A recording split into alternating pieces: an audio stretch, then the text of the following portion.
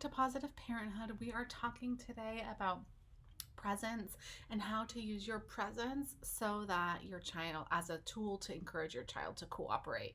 And I want to say that this is going to be your absolute strongest parenting tool. So when you think about your children, what we really want is for them to have an experience of your deep presence, and for us all to use that experience in order to nurture their capacity to be with you, right? And their capacity to follow the directions and to do what they need to do, and to allow you to work when you need to work, and to not fight with their siblings, all that kind of good stuff. So being present with your child, it's really the highest form of praise. And being present with your child means that you are actively deciding to turn off other distractions that might be in your world. So you're not going to go to the dryer if the dryer beeps. You've turned your phone off or left it somewhere out of sight, out of mind. You're not answering Zoom calls or halfway thinking about something. You're completely tuning in to your child and tending to them in mind, body, and spirit. Okay, so when I work with parents, the other tool that is really, really potent is praise. And I want to say it's kind of like presence / praise. And the reason for that is that presence is the highest form of praise. So the right kind of praise is going to be your most effective tool. And presence is the highest form of praise. So when you think about what your presence means to your child, it is to say to them, you are the most important thing. You matter more than anything else. You matter more than my job. You matter more than whoever is texting me. You matter more than everything. And so I am giving you the gift of my time and my attention. Okay, a lot of parents will tell me that their children do great when they're in a one-on-one setting. And it's like, of course they do. They're getting one-on-one attention. That's exactly what they need. And then they will also tell me that things tend to go south when mom starts working or dad starts working or other children are involved, or there's more chaos in their environment or more people, less concentrated attention. And of course that's the case. So we're going to still use your presence to help them move through these moments where sometimes they're not the only one. And we're just going to give it to them enough that they'll be able to withstand longer and longer periods of time where you're working or where you're tending to another child or cleaning or whatever it is that you need to get done in your day. So working parents often struggle with endless competing priorities, right? Even during the best of times. And right now, with so many of our supports either completely gone or pretty significantly reduced, summer camps, schools, childcare, all these things, grandparent care, if that's something that your family does, are all reduced. And so there's just many challenges that arise, and we're going to use time boundaries around presence in order for you to give your child the highest quality presence for a certain period of time. Now, the quality of your presence matters. So when you think about high quality presence, what we're talking about is that you're at the same level as your child. So maybe you're both sitting on the ground, you can look them in the eye, you're using words and language that are in their world that makes sense to them. You're fostering a sense of curiosity for yourself about what they're doing and why they're doing it. You're totally tend to them. There might be some laughter. You're sharing your positive emotion with them. You're really in their world. And our children would probably be fine if we could do that 100% of the time. And even if you have no responsibilities, no work, no home, no any other kind of responsibilities, it's still not possible to give your child that all the time.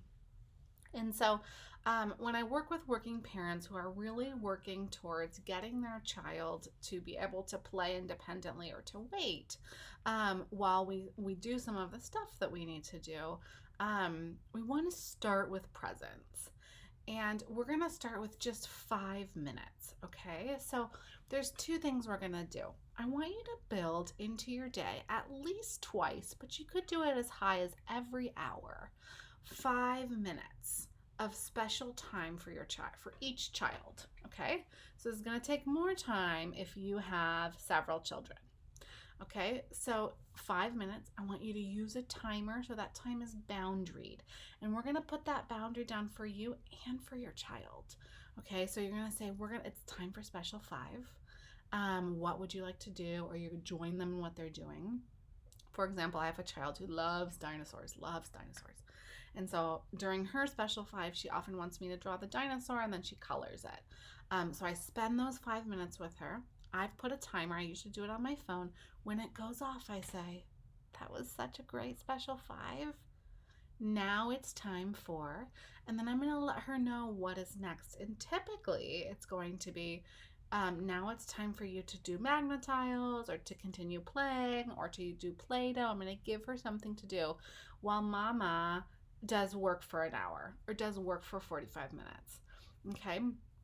So I'm setting her up and then I'm going to stay in the same room. So I'm going to use my body to anchor her. Like if she's doing Play-Doh at the table, I'm going to sit at the table and I might say, Mama's going to do computer work and you're going to do Play-Doh work. Okay, so each child needs to know what to do during that time. And I want to put a timer on that too. Okay, so in my family, we've been doing this for a while, so I usually do that for 45 to 60 minutes, and I put a timer on, and there's a reason. I put that timer on for me and for my children. My children, that helps them measure how much longer they have to do whatever they're doing without me. And for me, it helps me not get sucked into my work world where time just goes so quickly, right?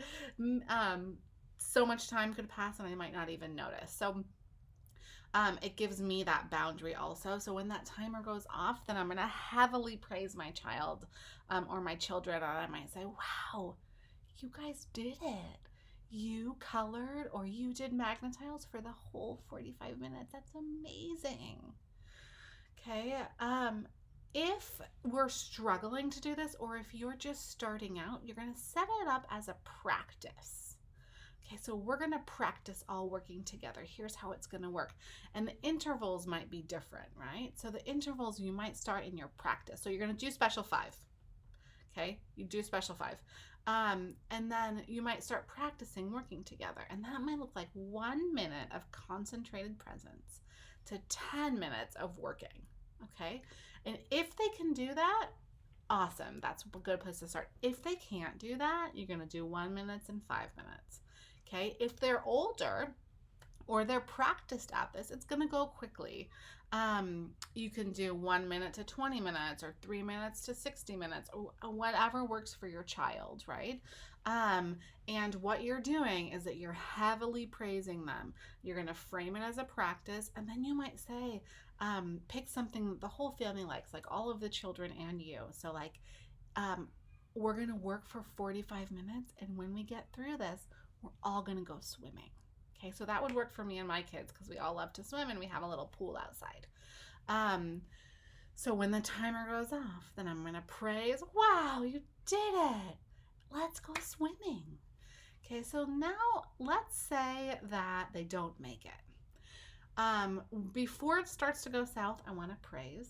Okay, so working, I can hear or I notice it starts to get edgy. I'm sort of having to have joint attention on work and children to just notice it's getting a little edgy. And when it starts to get that way, I want to turn and give us just a little few seconds of concentrated praise where I tell them exactly what they're doing well.